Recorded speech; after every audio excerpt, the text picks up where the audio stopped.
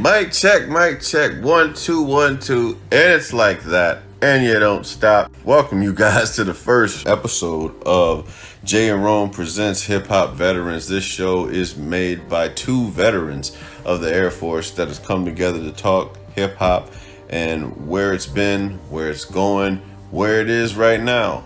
But, you know, we want to have some fun with this. Appreciate you guys listening to us on this first episode. Not, you know, without further ado, as I always like to say, on 2 Cents. Shout out to, you know, my crew with the 2 Cents, you know, Sugar Booger, Deacon Balls, and Roberto. Excuse that burp. I'll have to edit that shit out later.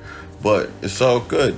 But we in here. I got, to my left, I got Jay Philly right here, man. What's going on? What's going on, man? Yeah, and we got special guests in the building, on the couch, lounging like a true player supposed to do. Got my man Troy G-Mo over here, Grimo. He grinding. Yeah. You dig? So, you know, we are just about to get into some real hip-hop conversation. And we want to start off with Kanye West's best albums. Now, for those of you who don't know, Kanye just recently said that he's no longer doing secular music, and he has a Christian, well, I don't know if you want to call it a Christian album, but he has a gospel album out entitled Jesus is King. So, Jay, what do you think about Jesus is King? Let me start off by saying I'm probably one of the best, or not best, but the biggest Kanye West fan, like you know. Yep. Right. So, going from the beginning to where he's at now, I can see it. Because, you know, one of his main singles was Jesus Walks, right? Yeah. So it's like a full circle type of thing to where now he's just doing gospel music. So I can see it. I dig it. It's short. Very short. That album ain't number 5 minutes long. He got 10 commercials. Right. for a record. Right. But I've also seen a lot of YouTube videos and stuff of like people listening to and reacting to the album. And I see a lot, like, it's kind of like a different vibe, man. Like, I see more younger people vibing to his music with their parents, which is kind of a cool idea, you know? Yeah, my mom ain't gonna listen to it, though. I think I talked to my brother, and she's like, I'm not gonna listen to it. You know, I guess it's like a different, she's not ready for that. My mom comes from a different time frame of being a Christian, you know, a Christian Baptist woman. So I imagine women like herself and people from her era won't listen to Kanye West. But I mean, whatever followers you can get. I mean, a lot of people didn't listen to Kirk Franklin when he first came out, so right. You can look at it like that. But I mean, from what I heard, it sounds pretty good, man. You know, I've always been a big Kanye West supporter. I haven't bought a Kanye West album since graduation, though. I will say that, because I got Apple Music and people burn your CDs and stuff like that. So right. That's pretty much why that hasn't happened. But now I can say that, you know, anything he comes out with, I always support, like the change. But it's just a different feel from like those first 3 albums, just the way like the samples are being cut. And maybe it's for the better, though. You know what I'm saying? Evolution is inevitable. Mm-hmm. You know, we discussed that earlier when we was at the bar talking about, you know, people trying to do the same shit, doing the same lane that they were doing when they first came in. You're not able to talk about the same shit because you ain't the same person. Right. No, I can take it back in the day, early 2000s. Mm-hmm. Like when he came out, you could tell like the talent level was above everybody else, but also he had his own lane. Right. So like his not demeanor, but like the way he presented himself was away from like the thug, like, you know, guns, drugs type of music. The polo backpack music. Right. So I remember when I met my wife and she met me, like, and I went out with her a couple times to the clubs and stuff. She thought I was dressing like Mr. Rogers, right? But that was like the Kanye West vibe, right? Yeah. Which was way away from like the jerseys, the, you know, the fits and stuff like that. So I could see him always being kind of a trend setter, you know? Yeah, he always was. Yeah, I think he was always a trendsetter when it came to fashion, for sure. And even in the art of musicianship. And especially sampling, he changed the game, the way that hip hop was being sampled. You know, sped up samples were heavily used. Not to say that Just Blaze didn't have a sped up sample either, because what he did for They Don't Know for Jay-Z, but that's a sped up sample. He's got a few of them that, you know, that he's done, but Kanye was definitely one of the individuals in music at the time, especially in production, that got so much so much praise for how he used the sampling, and I which brings us to the issue at hand. Kanye West's best albums. I want to know, what do you feel like is Kanye West's best albums? Maybe like in chronological order, if you can, or ranking, or however you want to do it. Because you've been a fan like just as much as I've been a fan. Looking at the albums, what would you say from top to bottom? His best to his least best. I'm not, because I don't look at Kanye West as having like a worst album. So, right. What would be the least best? I don't know. I'd probably say, because just when they dropped, it was like different time frames of me being active duty military. Yeah. So college dropout, first time being away from my family. That was like something, like I was used to like Southern hip hop and rap like that, you know. So when I heard, like, I picked up Kanye West, I didn't even know who he was, to be honest, man. I knew Jay-Z, Nas, the big New York names and stuff like that. But like going to, I remember I don't even think it was the BX, man. I think it was like the bookstore off of the BX in Turkey. Yeah. And I saw the album cover, like the dude with the bear, you know. I'm like, man, let me check this out. Rockefeller, that's probably dope, you know. And I listened to it, I'm like, oh my, you know, this dude is like from top to bottom, game changer, right? So classic album, you got to go with this first one, College Dropout. First album you got is College Dropout. Okay. And well, I guess I'll find out, what's your least favorite? Favorite? I would say probably the one before Jesus is King. Yeah.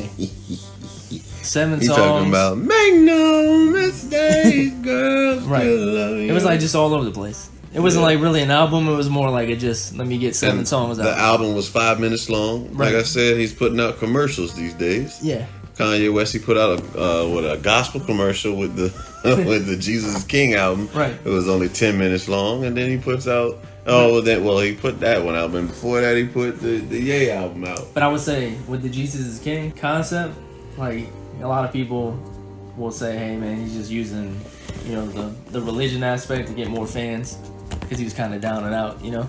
Maybe so. That's when you're supposed to turn to God. Right. And that's what I'm saying. It's like, to me, I'm like, man, it's kind of dope because I can listen to it with my kids. You know, I'm driving with my kids, listening to these songs, and it's like nothing is like bad about any of the songs, you know.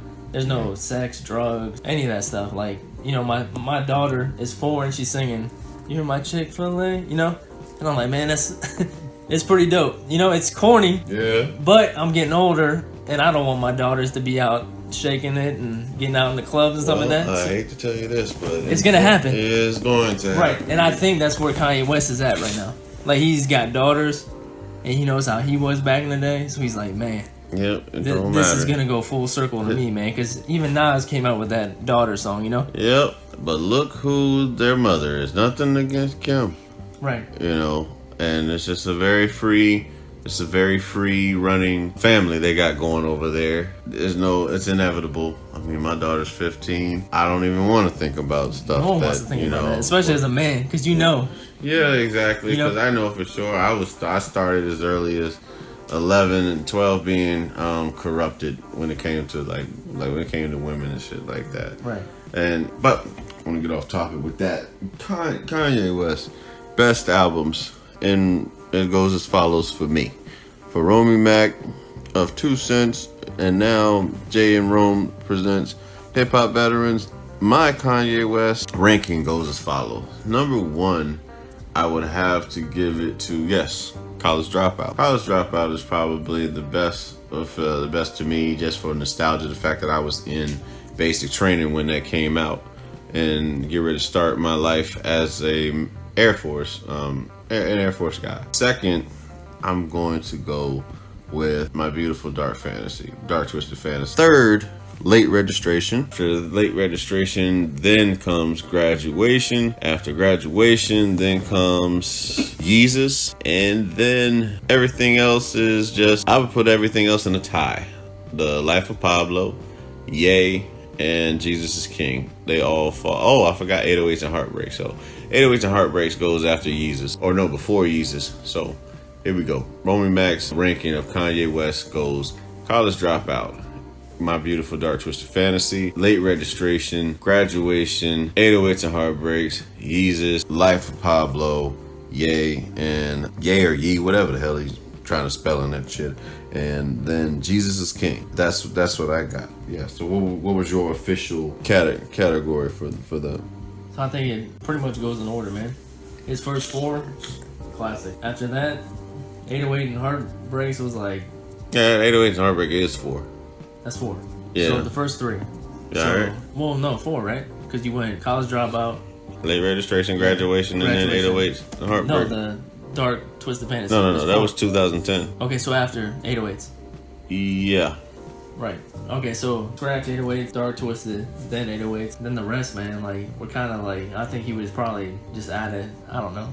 Like, it wasn't, to me, it wasn't Kanye, man. After that. Yeah, I don't more feel like you know what I'm saying? I feel like he makes different show. He shows up once in a while. Like he'll have 1 or 2 tracks on an album, like of those albums that'll have you thinking, "Oh man, Ye is coming back," right? And then it turns into, I really wasn't feeling, I really wasn't feeling that track. You know what I'm saying? And like for me, like feeling that whole album, I'm not able to play Life of Pablo in entirety. I'm not able to play Ye in entirety. And that album is only 8 minutes long. And then Jesus is King. Like I can respect where he's moving with it. I thought that Jesus is King was gonna be like the Sunday services song, like with the choirs singing stuff that we've heard, and it's like the gospel version of that, like how they did However Do You Want Me, my soul, Soul to Soul, Back to Life. That was nasty. I like how they did that. I thought that was going to be the album like such, but I mean it's still a decent album to me. But yeah, I'm sure Ye would appreciate us talking about his albums. He'd be very arrogant. They were just laughing at him because he said he was running for office in 2024. And he was like, I don't know what y'all think is funny. And he's thinking about changing his name legally to some long shit or something like that. Yeah, man, we know he's talking about music. Kanye plays a big part of our adulthood, but we want to talk about music going into like childhood, like growing up. Like before we even aired the show, we were just talking about the different producers, like with Timberland and Pharrell, and just growing up with that music. That Tim and Bob even. Right. From the Air Force times. But I mean, you got like a couple years on me, but for the most part, our ear, we have roughly the same ear for music when it comes to that. So I want to look back to like when I first started. Like I'm trying to remember my first rap record that I probably remember hearing. It probably was MC Hammer, You Can't Touch This, and I was in Cuba as a Navy brat. You know what I'm saying? Right. But I'm just thinking about again, if I had to do top 5 I want artists from top 5 hip hop artists from childhood. Like your all-time 5? My all-time 5. Y'all have to you have to brace yourselves for what you're about to hear, and because you gotta understand, I grew up in a house that really wasn't allowed to play much hip hop with cussing in it. Right, and I started off. I'll take my premise. Yeah. Before hip hop, I was more of an alternative. Yeah. Type, like Nirvana. Yeah. And I tried to skate, and I couldn't skate to save my life. And then I started getting into hooping, man. And then my little brother was more into hip hop, and we used to get these cassette VHS tapes, right? Yeah. Like a subscription or whatever, and they would send us stuff. And my brother would get the hip hop stuff, I get the alternative. And then it got how can I even try to do anything like hooping? It's not like a rhythm type of thing, Right. And I started more gravitating towards his music because it was Snoop and Dre, and I'm like, man, this stuff is way more better than what I'm listening to, It's a vibe. So that's what I'm saying. So I think probably with your top 5, it's probably a vibe of your life. Yeah. Top 5. All right. If we're going on top 5 artists from childhood on until graduation. My number 1 artist, Will Smith. Will Smith is the only one that I could play in the house. No problem. 2 would probably be Jay-Z because I just identified the most with him. Next would be Will Smith, Jay-Z, DMX. Who else did I listen to a lot? This is your top 5? Yeah, this is top 5 from childhood. Jay-Z, DMX, Will Smith. And we gotta go back to when I was a toddler and shit. Toddler in Cuba. So, yeah, it would be Will Smith. Yeah, it has to be Will Smith, Jay-Z, DMX, MC Hammer. Be the last one, man. I don't know. I'm trying to think who would that last spot be, just based off of childhood alone, like as far as what I was influenced by. I'm not able to call Tim. I wouldn't say Timberlake, because Timberlake didn't rap. Oh, Snoop. Yeah, what am I talking about? Yeah, that was my influence, like what I listened to growing up. Like that's not. I would be, I say Snoop because let me give you, I can give the backstory on everybody and why they're being chosen in the top 5. Will Smith was the only one I could play in the house, and I played him a lot between the Fresh Prince days. Home Base with Summertime on it. I played that as a kid. And This Boy Is Smooth and Ring My Bell. All that on that. You hit me. You saw my blinker, bitch. Yep. That was the first time we cussed. Yeah, and then when he came back out as Will Smith, he started using his real name, and then like Miami, with the Big Willie style album. Like I remember Chasing Forever. Chasing Forever used that Stevie Wonder sample. It was Ribbon in the Sky. They sampled that for that joint. And I just I fell in love with that album with Chasing Forever, the joint with Camp Lo. What the hell is it called? I know it's like Yes Yes Y'all. That's the name of that. And then Millennium was alright. It was like I got to hear I got to hear Jazzy Jeff do scratches because I always wanted to be a DJ. Just like my father did, but I wanted to be like the turntables. I actually fucked up my turntable that my father brought me on my stereo because I wanted to be like Grandmaster Flash and Jam Master Jay when I was a little kid. And like I would take, I took the New Edition record, Cool It Now, or it was either Cool It Now or it was The Boys, Messages from the Boys, and I tried to scratch and mix on that thing, and that was made for playing. It wasn't made to be like doing scratching and mixing. You know what I'm saying? Right. But anyway, Will Smith, that was the only one I could play. That was kind of like my guy. I was like, okay, I can play this stuff while I'm playing like the video game and stuff like that. I mean, I could engage in the hip hop conversations with everybody else that what they were able to play at their houses and stuff like that, or in school. But that shit didn't get couldn't get played loud at my house unless unless it was just me and my dad. My dad would let me, my mom wouldn't. And that I said, Will Smith, of course, Jay-Z, my best friend Takara, she was really big still is to this day, really big on Jay-Z, and she was the one that kind of put me on to Jay-Z. Like I think I remember riding around with her, and she put on Reasonable Doubt, and we would just play that all the time. And then a good friend of mine who passed away a few years ago, rest in peace, Mac, man. You know what I'm saying? I remember riding with Mac when he first got his license. I didn't have my license, and he was playing Volume 1 in my lifetime. And I remember hearing Imaginary Player, and I was hooked. Like I thought this was just one of the dopest samples to flow over. You know what I'm saying? It's like the Angela Winbush. This is a Renee and Angela sample called Imaginary Playmates, and that's what they the sample that was used for that one. And Jay, I just thought, Jay was like the popular guy at the time. It's almost like if you were in high school around 2010, you thought Wayne was the shit. Jay was like, for us, like going in from middle school to the transition into high school, Big Pimpin' had just came out. And then, the H to the Izzo, and then the whole Jay-Z Nas beef, all of that. These are high school memories for me. So Jay was definitely, be like the number 2 spot with that for me. DMX, let me tell you, when I first heard DMX on, I believe it was Money, Power, Respect. That was the first time I heard him. No, take it back. The first time I heard him was on LL Cool J's 4, 3, 2, 1. Yeah, that joint. When I heard him on that, Ski Mask for baby. Yeah, that's the first time I heard DMX. I was just in love with his voice.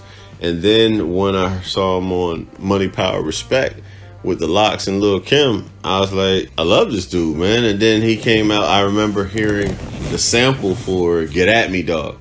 And I was like, when is this album coming out, man? I got to have it. Like, a lot of people really like Rough Riders Anthem. I hate hearing the original Rough Riders Anthem. I'm gonna tell you that right now. I do not fuck with the original version of the Rough Riders Anthem. Like if it's playing on the CD, I let it play, and obviously I know the words to it. But the remix blows it out the water. You know what I'm saying? Mm-hmm. Starts off with Drag On, who you never heard before. It's coming from the I said Rex Riders, from the Rough Rider crew, and I just fell in love with that first album, man. It's Dark and Hell is Hot. Like, DMX was just, I wanted to be DMX. I had a choke chain, just like him, because that's how much I love DMX. And what did I say? I said Will J, DMX. What the fuck did I have fourth? I said Hammer. That's right. I have to give credit to Hammer because that was the first artist. I think it was the first rap artist I heard when I was a kid. Growing up in Cuba, listening to hip hop that was played at parties and stuff like that. Of course, Can't Touch This. Like, wearing that the hell out.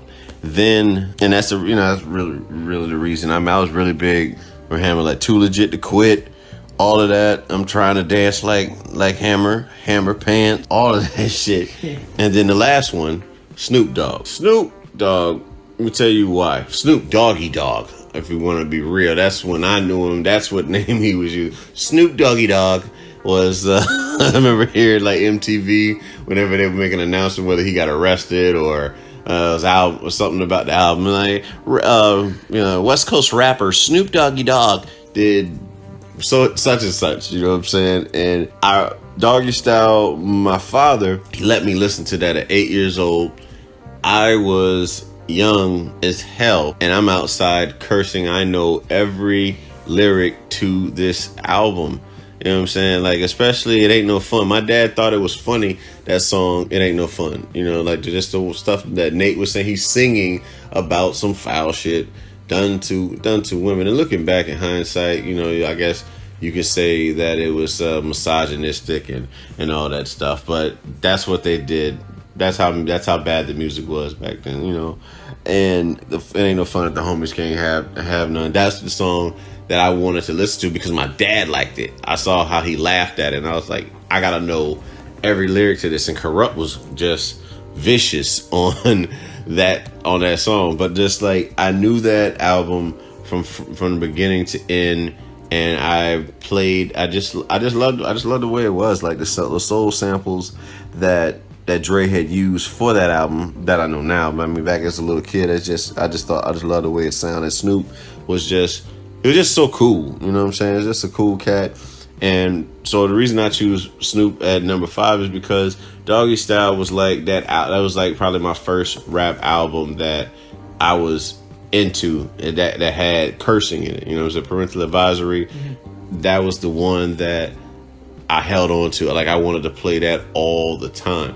You know what I'm saying? Like, I would hear singles and stuff from the Chronic. I listened to nothing but a G Thing or maybe Dre Day, and then Let Me Ride. But other than that, I wasn't able to appreciate the Chronic the way that I do now. But Doggy Style, man, that was my joint. So that's my 5 right there. I done ran through who's in my 5, and I done ran through why they're in the top 5. So We're talking Will Smith, we're talking Jay-Z, DMX. What the hell else did I say? MC Hammer, and Snoop Dogg. Right. Yeah. So I gotta give it to you. I gotta go to you, Jay Philly, man. What's up with your top 5? Top 5 right here. Who you got in your top 5 and why? Probably the top 5 is gonna go with every key point in your life, pretty much. So when I first went to hip hop, man, I started listening to, I remember, because it was cussing, man. So anything that cussed, my parents really didn't like. So like 2 Live Crew was like one of the first cassette tapes I had.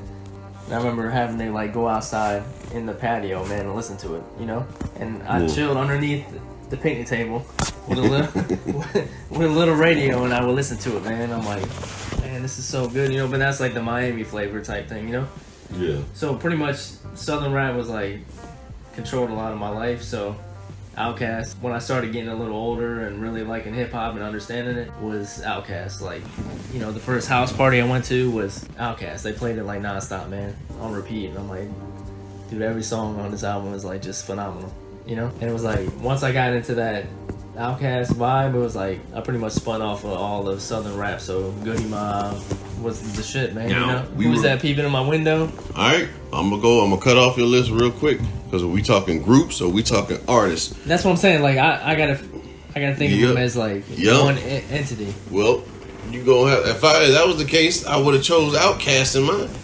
But we going on artists. Yeah, that's why I chose it the way that I did it. Right, but I went to me. When I first discovered hip hop was a group. I didn't know like a single artist. Right. You know, so Two Live Crew I thought was like just I don't know anybody from Two Live Crew. I just know the group. So you know Luke then. So you figure Luke is one of yours then. Right. You got Luke in your top 5. Who would you putting him? Is he one? Or are you just holding them there for right now? I'm just holding them there because that introduced me to like hip hop. All right, cool. We got Luke. Yeah. Luke's in there. Then I would go with, if I'm taking a person out of Outkast, it's Andre, man. Like Andre. Now you was praised. You had a lot of praises earlier for Big Boy. Big Boy consistently keeps going. Like to this day, he's still making albums. So I applaud his effort to still make music because it's hard to try to be like, because you know Outkast. You know what they're capable of doing. Of course. And then like to come out by yourself and try to like fit in, but kind of be Outkast. It's hard, man. You know? Oh yeah. It's hard because you're gonna always judge Big Boy to Outkast music. You know? And then when they started making their double CDs, you know, and even Andre got kind of like in the singing type thing. Idlewild, man. Idlewild album is classic to this day. But they've always been different, man. And to me, when I listen to Big Boy right now, I'm like, I'm a fan. So I just appreciate him coming out with music, you know? But you pointed out, like, he's trying to fit into, like, the new era, which isn't probably where he needs to be, you know? Yeah, man. It's just the transition. So what we got right now? So we got, Luke, Andre 3000. Right. Then, I mean, even before Luke, like, I would put Luke and then Crisscross, but I don't know. Yeah. I don't know. That's Jermaine Dupri. Jermaine Dupri. I guess you. But I don't know the artist between those two. I couldn't point out either or. Because it's Jermaine Dupri. Jermaine Dupri wrote for them. You know what I'm saying? He wrote that first album. So I would say Jermaine Dupri was like a big influence. Right. Because Crisscross was two little kids with a float. You ain't never heard. I'm like, man, this is off the chain, dude. So Luke, and then it came Crisscross. And that's when I really got into hip hop. I'm like, man. And then I started listening, of course, Will Smith. Crisscross talking about, I missed the bus. I missed the bus. And that was something that I would never, ever do again. Right. And these are all cassettes. I'm like, man, this is like. Oh, that verse, man. Right. It was play. Not I want to say play, but I used to compare him to Kid and Play. But whatever, Chris Kelly, whatever the dark one. He was like, I was up. He was up, but he laid back down. Figured I could chill till the time came around, and he did. He did for a little too long. But when I woke up, the bus was going. They really rapping about missing the damn bus. But it's relatable when you're in that time frame. Yeah, you know, exactly. The bus is my life. Like I'm catching the bus. Yeah. To get to school, you know. So I know if I miss the bus, but they that's never everybody like for that. Even for them being a kid record, Jump had people moving, man. That Jump comes on in the club right now. People will jump to that damn song. Jermaine Dupri, he had one. That's a song that it gets. I mean, don't get me wrong. It gets old. It got old, which is why it was no longer. You know, they kind of faded away or whatever, and they never got a bigger hit than Jump. But it's one of those songs that if you heard it now, you play. You know what I'm saying? You would rock it. Right. So you got Luke, you got Andre 3000, you got Jermaine Dupri right now. Right. So, but then I would even go before that time frame. So I would go Luke, Crisscross, before Andre. We ain't even got to your high school years yet. Right. I'm in like the skate rings, dude. Like I'm skating at Astro Skate, which was in Tarpon Springs, Florida, right? Right. So just skating. Boom. Quad City DJs. All that type of music, like, it was kind of like a Miami vibe, but I know you know what I'm talking about. Yeah. I'm trying to think of the song, man. Think of you. You know what I'm talking about, right? Which one? It's Quad City DJs. Oh, yeah, that goes. Yeah, you talking about Ghost Town DJs. Right. Ghost Town DJs, yeah. Quad City DJs just come on ride that train. Ghost Town was... That was... Come on ride that train, like, I'm telling you, they had the... So Astro Skate, right? So once we hit high school, it was like the cool thing to go skate. Yeah. Right? Yeah. So we would skate, and then they had... After you skated, they had the bass room, right? Right. So the bass room was like, you paid an extra $2 to go into this room that was just bass. But they would play that type of music in there, right? Yeah. And that's when you're like, man... Girls are out there dancing and stuff, you know, and that's when like you kind of had the courage to go and try to dance with a girl, you know, like back in the day what we were saying. Now I don't see that happening. Like I don't see really a lot of, I don't know. You could probably go out in clubs more than I do down in Miami. Do people dance together nowadays or what? Yeah, I guess they do. It depends. Like, but they're not dancing to current shit. They dancing to like.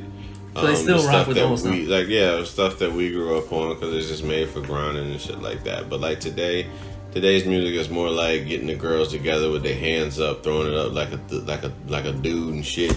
You know what I'm saying? Like this right. and shit. It's more like there's no, like I said, there's no, like I told you, that R&B is no longer exists, so you're not gonna have any of that shit. And there's nothing but sex in the music and hip hop. So they infused everything sound like hip hop. You know what I'm saying? I mean, there's a couple of like, I think they might dance to some Migos shit, something like that. It's got some ass shaking element to it. So where are we now? We got, like I said, we got Luke, we got Andre 3000, Andre 3000, and then you had Jermaine Dupri, and then more like the dance music, man. Like, all right, so we'll just call it that then. So we'll call it Miami bass. Yeah, Miami bass. Huge for me, man. Miami bass. Right, and then when I got into high school, I finally got one spot left. Right. I would go like that. Really impacted my life at the time was No Limit. So Master P. Okay then, cool. So there you have it. You got. Because I'm telling you, Master P was like, not only was he probably the most consistent label at the time, right? Every Tuesday had a new product coming out, right? Oh yeah. And he had the new CD case was plastic, right?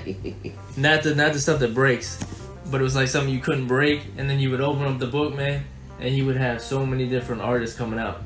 So it was like always got you like motivated to hear a new album, you know? Because he's got Cain and Abel coming out, Mystical's coming out, Mia X is coming out, you know? Just non-stop music. Right. It just hit you like boom, boom, boom, boom, boom. So you were always like at, I don't know, not Barnes and Noble, but what was like the big music stores back in the day? Sam Goody. FYE, Circuit City. Right, Circuit City. Like we would go like on Tuesdays, like, man, I gotta get that new No Limit, whatever, you know? It just got you going, man. Like I think he at the time had the best business plan going when I was in high school. Hell yeah. You know, for sure. All right, so there you have it. Jay Philly got we got Luke, we got Andre 3000, you got Miami bass music, Master P, and Jermaine Dupri. Jermaine Dupri. Now, what ranking do you have for all of that?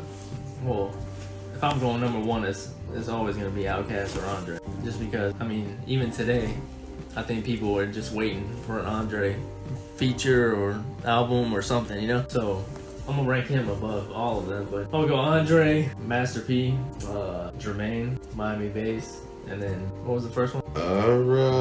Luke. Yeah, Luke.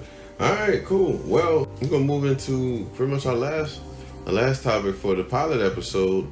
The current state of hip hop. You listen to radio? Yeah, I don't really listen to radio either, man. The few times where I'm riding with my best friend, you know, he listens to the radio a lot, and I listen to it. I hear the same style of music. You know what I'm saying? Like I can have respect for like DaBaby. He caught on to me. He's very catchy.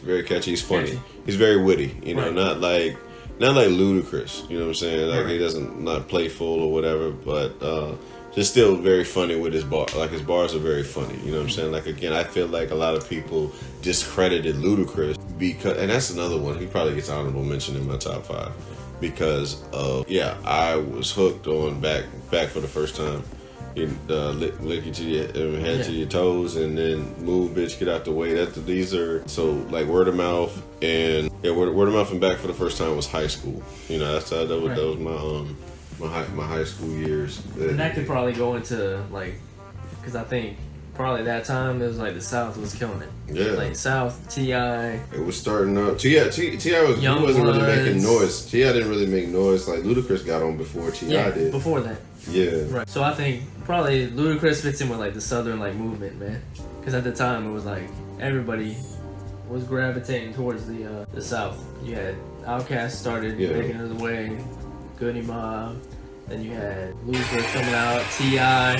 Who else was popular back then, man? Scrappy, all those guys, man. It was looking at today's Nappy Roots.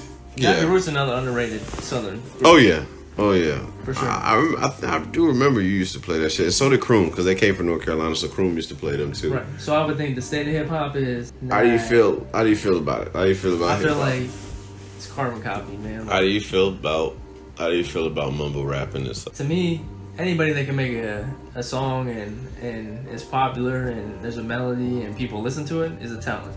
So I can't knock the person for making the music. It's good marketing. It's good marketing. And it's a talent, man, because you can tell me to go in a booth today and I can't mumble rap, you know? Yep. So I'm saying there's a lane for it, and there's like a group of people that want to listen to it, right? Yeah, it's like how we talked about with the McDonald's thing. McDonald's doesn't make the best hamburger, but they're the most popular for the hamburger. For the hamburger. Marketing, man. It's marketing. Marketing is everything. So, like, mumble rap, I wouldn't dare put that above a Ninth Wonder or a Just Blaze or, you know what I'm saying, any of those. No. But their marketing, it works. It's catchy, and it's the sound of today, and that's what people want to hear. Me personally, I don't listen to that style. That style of music doesn't really get me, and for that matter, it takes I would say some of the folks that even like I said, if Big Boy came out with an album tomorrow, would I play it on repeat? Probably not, because I feel like that time, my time with him is past. Like, we've grown up together. It's like that, you know what I'm saying? Like, I feel like there's a sense of like an expiration date with some of the people that you've you outgrow them. Right. In a sense, we can go back and listen to AT Aliens, Aquemini, and all that stuff, and it's like, oh, and remember these good times. But the music, like I said, the music coming out today, I don't share that same affinity. You know what I'm saying? Right. For the music that I once did, and I think it's because I'm getting older, and what do I look like? You know, doing a dance that a 16-year-old is doing at 34. I'm much older. I'm past that point. That's something I do not relate to, and the content, for one. I don't relate to the content, so I'm not able to then hold on to something. Like, for me, current state of hip hop, seeing like the likes of like these what's these guys like Lil Pump, Lil Uzi Vert, like the Baby, Lil Baby. You know, it's good. I mean, it's good for them. You know what I'm saying, that they're out here doing what they do. And Migos being like right now the premier group in hip hop. I respect. You know what I'm saying? I respect the hustle. I like Offset's flow. I think Takeoff has the best delivery and flow out of that group. Quavo is probably like the mind of the group. I'll say that. When it comes to business of the group, I think Quavo is probably like the mind. You know, the mind for them. And just that the current state of hip hop does not. I'm not able to rock with it. Right. Now, like you said, A Boogie with the hoodie, like you was telling me, like like nephew likes to listen to. But I mean, that's their sound, man. That's what they like to hear. I just don't like the fact that we're calling people rappers that are singing on a record. Right. You know what I'm saying? And then again, they say we'll go back to what I was talking about on one of my one of the previous episodes on 2 Cents with Deacon Balls about Migos and Bone Thugs and Harmony, and saying how we didn't understand what they were saying. Yeah, I don't because they were. But there's still substance behind Bone Thugs. Yeah, I still think Lazy, Crazy, Busy, probably all of them. Really, I think they could out. They can out rap. Let me ask you this: them. Like, I can name 2 songs for Bone, like first of the month. Yeah. Crossroad. Like, name me 2 Amigo songs that fit that kind of narrative or kind of theme behind a song. Crossroads and First and 15 or First of the Month. Fight Night. You know what I'm saying? Maybe they got the same, maybe cadence. Yeah. Maybe that's where they're going with, because you can't understand them. I don't know if there's anything. That's kind of like a weird, like a kind of lazy argument. They're party rap. You know, it's hard to, like I said, it's hard to compare them. All right. Let me ask you this. This is where I'm going with. The one thing is, if anybody likes hip hop, that grew up in hip hop, and they know how much it meant to them, because I think hip hop is kind of like a moment in your life, right? Yeah. So wherever you're at in your life, you kind of fit into whatever is going on hip hop wise, right? Right. And it's when you hear the old school rap, because you grew up in that type of era, it gets you like a feeling, like an emotion, brings you back to like earlier times, you know? Right. You reminisce, right? So what I'm saying is like, I think if you like hip hop, you shouldn't be in a position to criticize like newer hip hop because it evolves, right? So for me, now I'm in a different lane. So now when I'm going to work and I'm listening to the radio, I'm in traffic, right? I'm tired. I just fed my kids, you know, paid bills. I'm going to work and I hear a little pump song, right? So now I'm stressed out, right? It's a different type of mentality. So I'm like, man, this shit is trash, right? Yeah. It's trash. But I probably would have listened to a little pump song when I was 20, going to the club. Because I'm drinking, I have no responsibility. I'm kind of like freestyling my life, right? So that would have probably fit my lifestyle back in the day, was like a little pump song. Yeah. Because I have no worries. So I feel like that's where it's kind of hard. You can't really criticize the new era of hip hop because you're not in that same era right now. So it's hard to like say, hey, this is trash, just because you're older. Yeah. You know? That's what I'm saying. Like, I'm not gonna be a hypocrite. Because I listened to, imagine like when we were back in the day when we were younger, man. There was like soldiers. Because I got high. Because I got high. There Silk was the Shocker. Silk the Shocker. Need I say more? Right. Like Silk the Shocker. Tootsie Roll. Like that's just a song that just makes you dance. Oh, it ain't my fault. Right. Did I do that? And we got Family Matter to lack of responsibility and accountability with it ain't my fault. Is it put no to lyrics record. at all. Yeah, you know what I'm saying? Mystical said something. I may not be nothing to you, but I'm the shit on this Shake label. that ass. Yeah. Watch yourself. Yeah. Show me what you're working with. Right? That's not lyrical. I like my women fire like Cayenne, chocolate and bow-legged when I'm running up behind. Right. But know, we expect everybody to be like a Tupac, Jay-Z. No, I just think people like to talk. I think people like to give a reason to debate shit or try to discredit someone. Because even when we were coming up, they used to try to discredit certain artists that are praised for their works today. I mean, maybe the folks that are in high school right now, they'll say, man, like they didn't have good music like we did when we had Migos. So right, but you can't tell me back in the day, if you were 20 and Migos came out, you would bump it, man. I didn't. I was 20 something when I first heard them. Like when I first heard like. But you're a little Migos. older, like mature. Yeah, like I heard Migos, and then that other group. What do they call them? Porter, Travis. Are they called Travis Porter? Or whatever? Yeah, the ladies, you know you bad. Like, I thought they were all the same people. I thought Fight Night was done by Travis Porter. Right. You know what I'm saying? I thought that was the very same group, and then learning that the difference of them, and then Future being out, all these groups sounding like Future. Now we have a particular sound that's out in there. I guess it's called trap. This trap is different from the trap that we had when we were in there for trap music, like you mentioned earlier. T.I.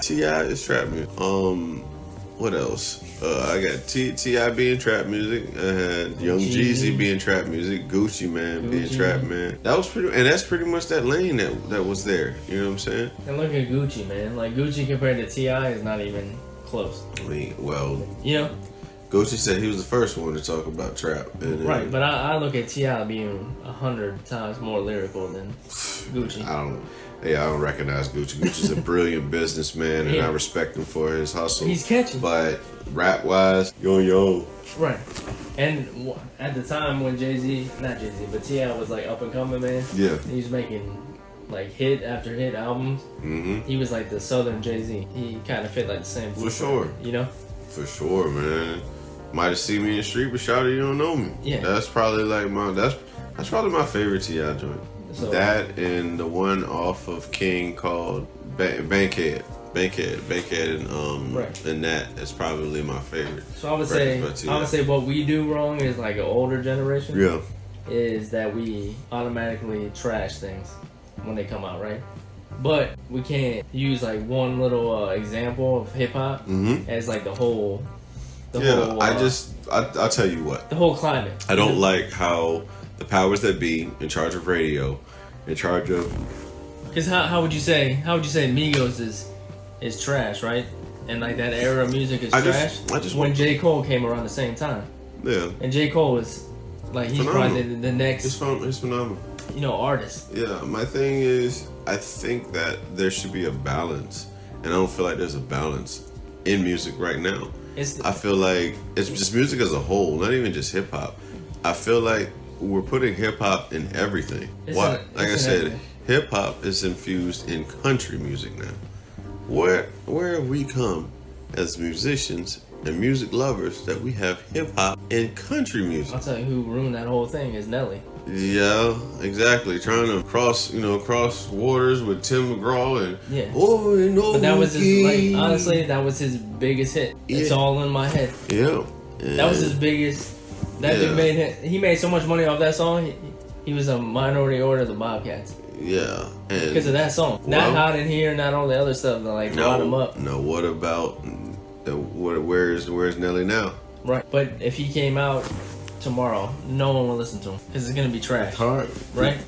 I told you, everybody got an expiration date. You gotta know when to hold them, not know when to fold them. Yeah, practically.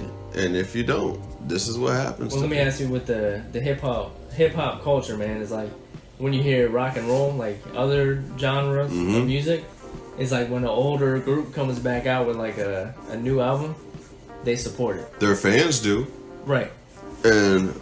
But like hip hop is like an older school artist. Hip hop is like high school. Yeah. You know what I'm saying? Like, you got only a certain amount of time to come back out. I mean, like I said, Dougie Fresh has been touring, doing the show for the last 30 years. I don't know any more Dougie Fresh songs besides the show. So if he got an hour set, he's performing the show 8 times as far as I know. He comes out there and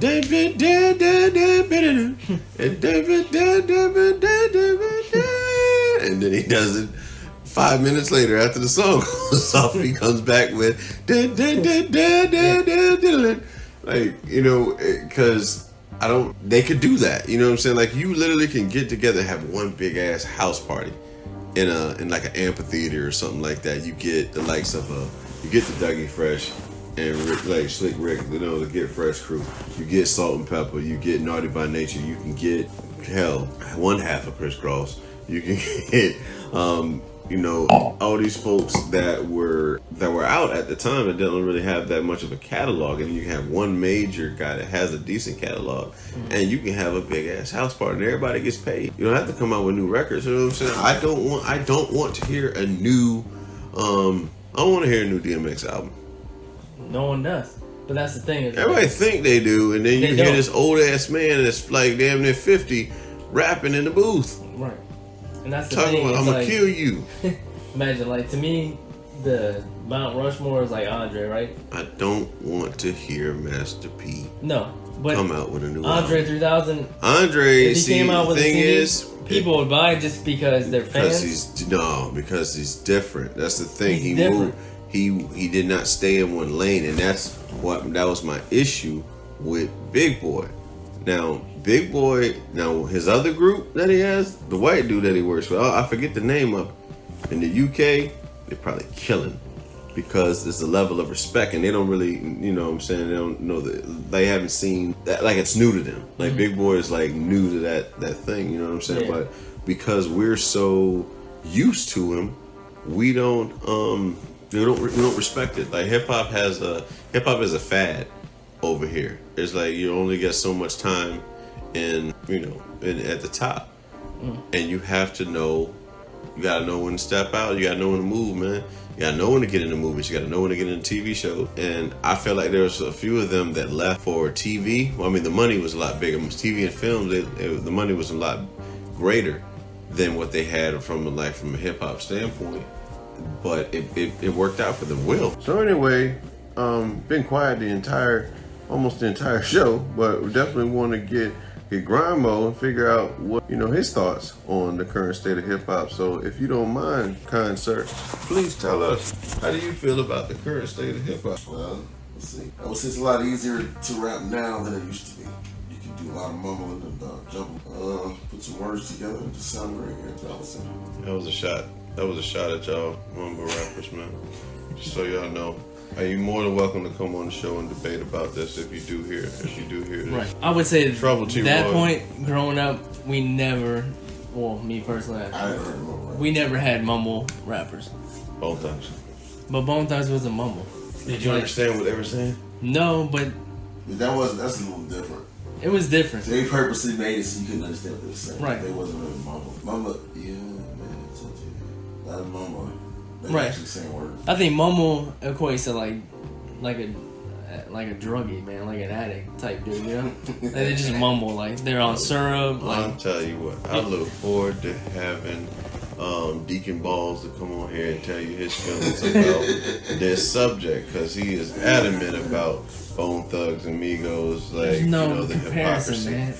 The Crossroads, You can like, explain there's it. not one song that Migos has ever done that compared to Crossroads or First of the Month or anything, right? What's the song that they had with Biggie? They had a song with Tupac too, right? Yeah, run with us, run with us, Yeah. run with us, bop, bop. Yeah, there's no comparison at all. But let me ask you this: why hip hop? Why is it so important to you? Why is hip hop important to me? Because, like, and I'll take this from Grandmaster Cat. Hip hop didn't invent anything, but it reinvented everything. And you can take a song, for instance, we went, you know, as we were watching earlier, looking at Kanye's work over the years, man. We go from listening to Shaka Khan's Through the Fire, which was a great record, standalone record on its own. Then for him to use that sample in the way that he did and get people to feel that vibe again, you know, like that's why hip hop is so important to me, because it does create nostalgia, and it can also create like a new sound and introduce a generation of people who weren't even alive when the previous song was on, and give them like somewhat of an appreciation for it. And granted, there's some dummies that'd be like, oh, you know, Kanye made that song. You know, no, Shaka Khan and her producers had that shit Right. long before then. But I think that's really why hip hop is important to me. I'm gonna pass that back to you, Jay Phyllis. So for me, like, I feel like hip hop is like the soundtrack to my life. So pretty much every good time in my life equates to like a hip hop song. That's how I look at it. So to me, it's just vibes, man. Like, if I play a certain song, I can go back to like a good time, and that's why I always reminisce and listen to older rap, because it brings me back to a time when I was more at ease. You know, like just having a good time. That's why I was saying like the analogy with me now, present day, listening to newer rap. I'm in traffic going to a job I hate. You know, it's a different vibe. So I can't rock with the new era because it's a new era for them, not me. I'm in the old school mindset because I had all my best memories when I was back in the day. Yep. You know? It seems that way, at least until we're Right. in rolling in millions. If I'm rolling in millions and I'm not in traffic, I'm not going to a job I hate, my boss getting on my nerves. I'll play Future's album. Right. I'm like, I'll listen to anything because I'm like, man, it's a good time for me. Yeah. Right? Well, You're a rapper nowadays. yeah. Well, that's Right. right. And let me ask you this. Here's another question for both of you guys. Yeah. You guys grew up a little more in the technology era, right? So, do you think technology ruined hip hop for the fact that now you can hide behind technology? So you get to record yourself at your house, right? You don't have to go on stage and get criticized. You don't have to go out on the block and try to rap in front of people. Now you get to sit. You know what I'm saying? I'll tell you this, how I feel about that. That's a fucking great question about, you know, technology and hip hop. I feel like it doesn't allow these kids to work as hard as those before on their craft. Right. And that we live in a very sensitive to criticism society, which will then hinder their ability to deal with adversity. Right. Which ultimately, I mean, affects the music. But I think that shows in the music that it's not worked on as hard. And it's not to say that these kids don't work as hard, but like the fact that we have technology enables their music to reach the masses. Now, I'm sure the likes of a Jay-Z, a DMX, a Fat Joe, all those guys, if they had social media, who knows how big they would have been. Like Timbo and Missy, when they dropped Get Your Freak On, if they had Twitter and Instagram when that shit first came out, you forget about it, man. It was just so innovative. It was new. It was a different sound. And And I don't doubt that they'll come back out with something else. I just feel like it's just a different time frame because that trap music shit is where the kids are. That's what they want to hear from right now. At least until they hear something different. We gotta bring a different sound. And it's just like, yo, man, I'm jamming. And when you have that, there'll be a carbon copy of that. Everybody's gonna do every 5 to 6 years. There's a new sound, and then there's carbon copies. You know what I'm saying? We go to the factory. It's like the factory assembly line. Excuse me, with music. Migos come out. A lot of people sound like Migos. Future came out. A lot of people sound like Future. When T.I. started doing trap music and Jeezy started doing trap music, all these artists fell behind them. You know, but no standalone. And that's what I loved about Kanye, because Kanye came and brought a sound that nobody really was using when he first stepped into the game. So that's why he was able to stand out. And the music was good. You know, it's good. You know, it was carefully mixed, edited, and formatted for consumer consumption. Mm-hmm. And who knows where. Who knows where music is gonna go in 10 years, man? Who knows where music's gonna go in 10 months for that, man? But see, I think that's touching on the technology part, because with Kanye, he had to like show and prove how much of a talent he was. Like before he got to his first album, that dude would wear a backpack and go into people's studios and try to rap for people and be like, oh no, you're just a producer, you know? Yep. Like, stay in your lane. If he had like SoundCloud and all that stuff back in the day, right? He would have been. Well, I pitched it before. Yeah, he would have been way more like out in the open before he was like. But what I'm saying is like that allowed him to make a better album, you know, because he had to go and try to rap in front of Jay-Z, and you know. Now, what I'm saying is the validation part with technology is I can make a trash song. There's no gatekeeper. There's no gatekeeper, right? No gatekeeper. So I can make a trash ass song and just put it on the internet. 5 or 6 weird ass kids, I like it. So I'm validated now, right? I'm a hip hop. Hey, right? Listen, man, music is in the eye of the listener. It is, but don't you think the validation, not the validation, but the gatekeeper thing is like needed to make good music? Those who have came on before, passing the torch and all that shit, that's where there needs to be. There are no rules like that in hip hop. You know what I'm saying? Like, again, the rules and regulations, they used to be in place, but there's no more rules and like checking folks and like whether or not, you know, they were worthy enough to do that. Like growing up, they used to, if you couldn't get to the tunnel, you really wasn't shit. You know what I'm saying? Or I don't know, the Mecca and look at Outkast. Outkast had to get booed on in New York. Yeah. You know, when they won hip hop, whatever. I'm tired of folk talking about, you know, it's like, yeah, like you got a demo tape, don't nobody want to listen to it, but the South got something to say. That's all I got to say about that. Right. And since then, it's been like that. Because no one validated them. No one was like, man. They felt they needed the validation by New York. Right. And they had to go out didn't, there and because now New York wants Atlanta's validation, which is annoying. Yo, for real, you New York artists, get back to making your sound, yo. Get back to making your sound. I think the best time in hip hop was like when it was more 90s.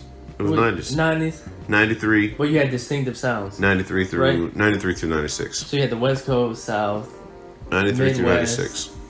Texas, Wu-Tang, Death Row, Bad Boy, and then everybody that was on Loud Records, Onyx, Mobb Deep, like everyone was distinctive with their sound. Yeah, I think what ruined New York hip hop was, I hate to say it, they were Diddy.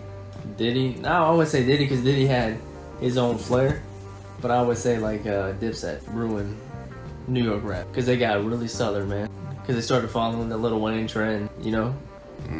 Once that started going, like, I think New York hip hop just suffered, man. Because even when 50 Cent came out, he was still kind of something different, but he was more. He was more New York. It was gritty. It was gritty. And that's why people liked it, you know, because it's like, that's why people like Mobb Deep. Right. And we'll get to that. Well, yeah, we'll definitely get to some more Mobb Deep a little bit later. But ladies and gentlemen, you know, this concludes the first episode of Jay and Rome presents, the hell do we call ourselves? Hip Hop Veterans. Shit. Yeah, we'll do that. Let me back that up. I'm going to do that one more again. The Jay and Rome presents Hip Hop Veterans. This is the first episode. We really hope you guys enjoyed it. Contact information. Jay, go ahead and hit them up with your IG. Oh yeah, it's on Instagram. Phil 8080 if I'm not mistaken, right? Yeah, and then you can follow myself, Romy Mac, on Instagram at the official Romy Mac page, as well as 2 Cents the podcast on Instagram. You can also follow the 2 Cents Podcast Central page on Facebook, and Twitter is 2 Cents DA podcast, 2 Cents the podcast. You can follow up there. And if you, like, honestly, whenever this video posts, if you want to post any questions, any topics, like suggestions for up and coming episodes, feel free to do so. Shoot us, DMs or whatever through social media of ideas that you might even have for the show. If you're an artist too, definitely give us a shout so you can come on here.